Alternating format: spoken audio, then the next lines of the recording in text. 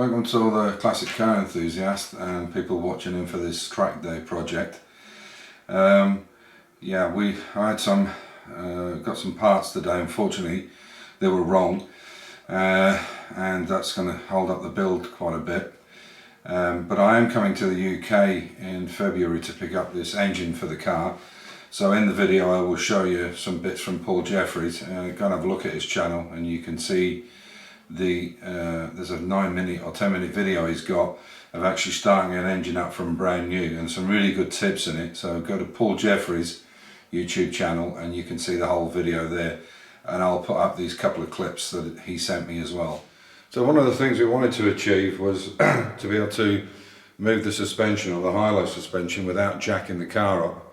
And in some previous episodes, some months back I think, I talked about putting a tubular into the back of the valance. So what we've done is actually put a steel, it's actually a very heavy washer, about 2.5 mil thickness, because the valance is quite light, it's only about 1 mil, and it wouldn't take the weight as you're trying to move it around.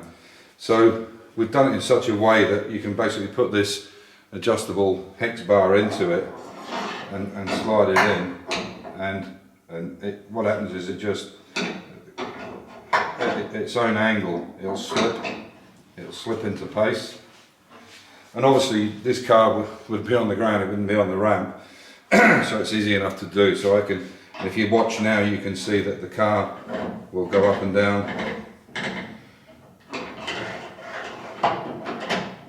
There we go, sorry. So look, I can lift it up and down, and I can let it come down the other way. Obviously there's a lock nut on these, so what you probably could do is, you know, tighten it up afterwards. But what I've been told by one of the guys at MED that races the Mini 7s is that with the weight on the car, you don't need the lock nut to back it up. He said the weight's so good on it that it doesn't move at all. So we'll see how it goes, but as I said, at least it goes up and down, it does what we want, and obviously it's the same on the other side.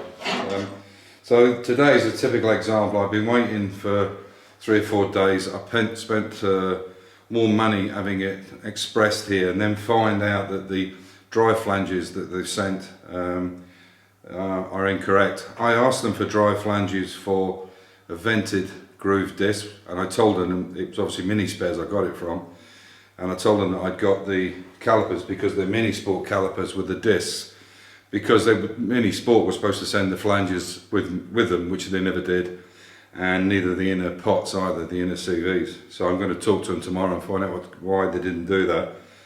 But to get them here quicker, because Mini Spares are much faster and quicker with the orders, I expressed 2 flanges out. So the problem is the flanges they've sent me here fit no problem on the vented and groove discs, which are extremely heavy. It's not a problem. Where the problem lies is that the flange extension is too long. You can see this piece on the end. Normally what they are is they come out and then they've got a shoulder instead of that taper.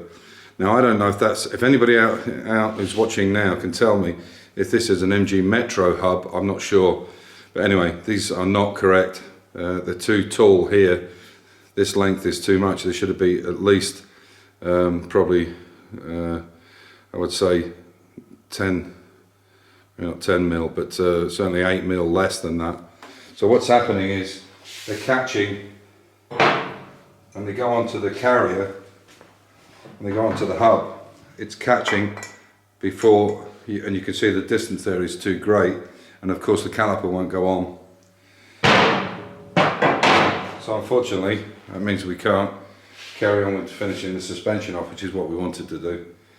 But hey ho, it is one of those things.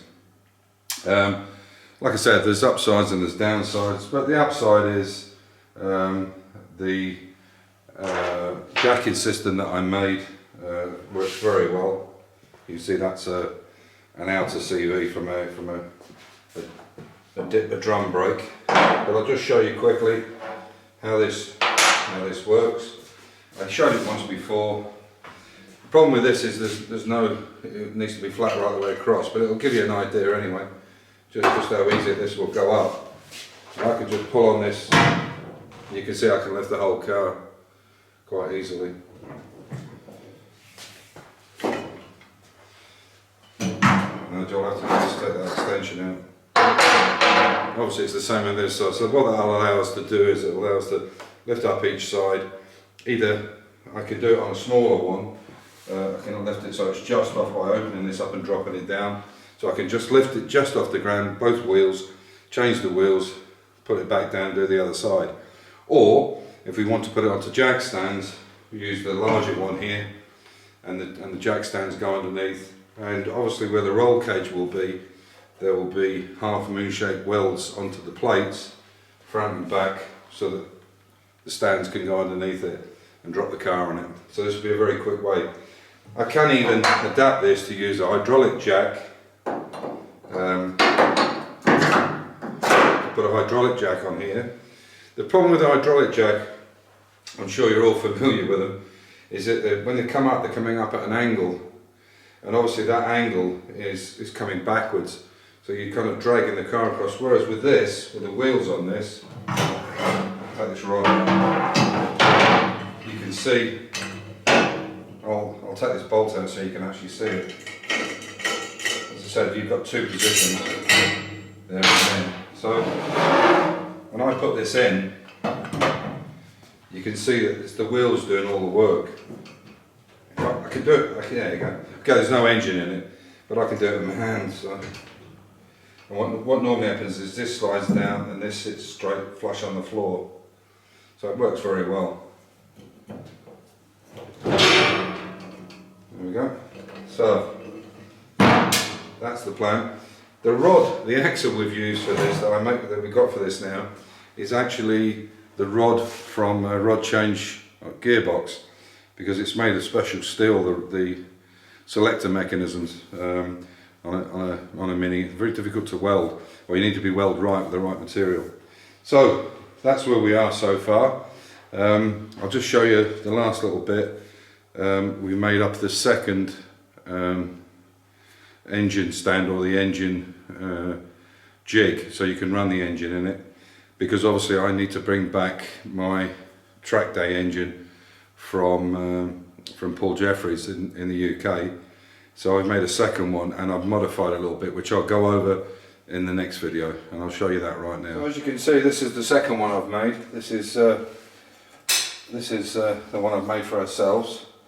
And you might notice that what I've done now is I've dropped the back down all the way, because even though it didn't strike the back of the differential, these nuts could get caught, and it's easier to drop it onto it without that.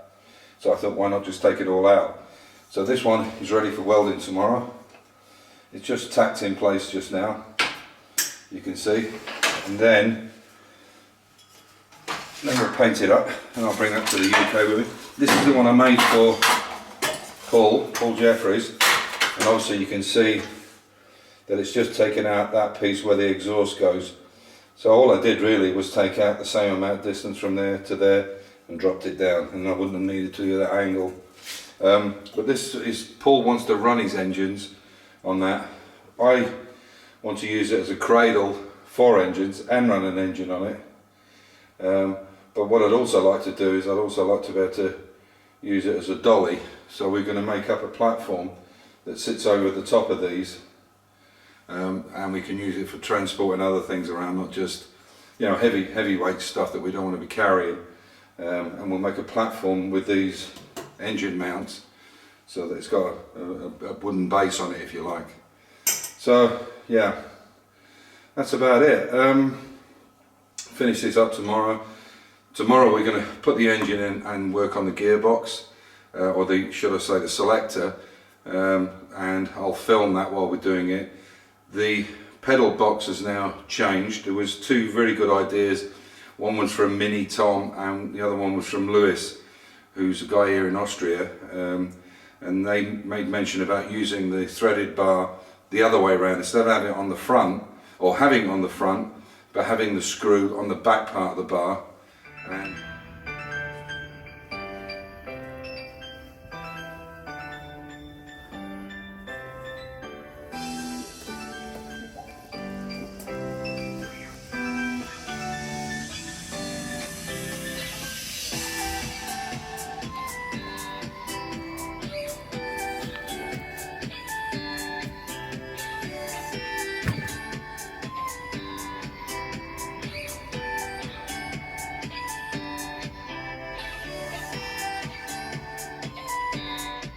Right then, here we go.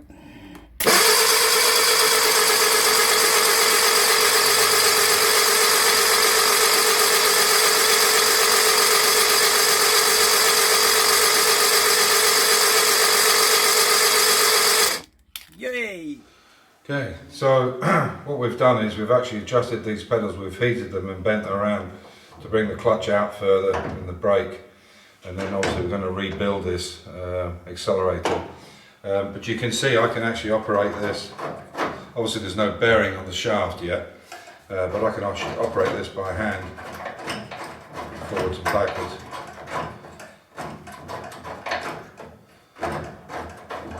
So we've got to take it out and clean the slides just to make it perfect, and we had to put this around, we had to bring it up in a kind of round section because it was catching, it was being uneven.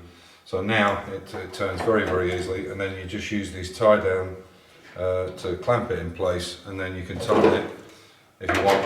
If you use a drill, I mean, it's even quicker, but you can see how much movement there is on that.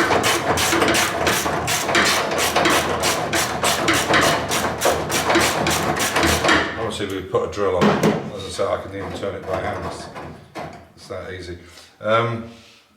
And it was an idea that Mini Tom and, as I said, Lewis suggested. So originally we had the thread here and it was coming out, so now we've put the thread into the back piece.